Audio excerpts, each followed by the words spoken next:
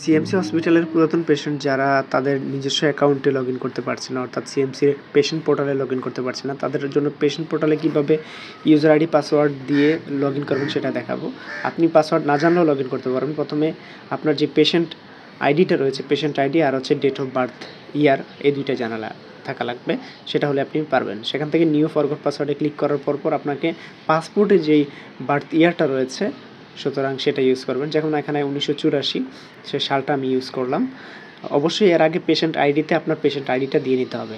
আর এখান থেকে আপনি একটা নতুন পাসওয়ার্ড আপনি ইউজ করবেন, সেটা আপনার মনের মতো করে একটা পাসওয়ার্ড আপনি দিতে পারেন। ফর এক্সাম্পল আমি এখানে একটা পাসওয়ার্ড দিয়ে দিচ্ছি, এটা আমি স্কিপ করে দিলাম। রিপিট পাসওয়ার্ড দেওয়ার পর রিসেটে ক্লিক করলাম, ক্লিক করার পর রিসেট সাকসেসফুলি দেখাচ্ছে। সো লগ ইন প্রসিড বলছে। এবার আমি এখান থেকে কেটে দিয়ে জাস্ট পেশেন্ট আইডি এবং নতুন করে এখন যে পাসওয়ার্ডটা আমি সেট করলাম সেটা দিব।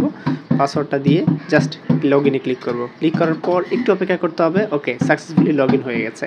সো এখান থেকে জাস্ট আমি চাইলে আমার অ্যাপয়েন্টমেন্ট বা আমি ডিটেল এখান থেকে দেখতে পারবো। সো কীভাবে অ্যাপয়েন্টমেন্ট নিতে হয় এই ব্যাপারেও আমার ভিডিও দেওয়া আছে, সেটাও দেখে নিতে পারেন।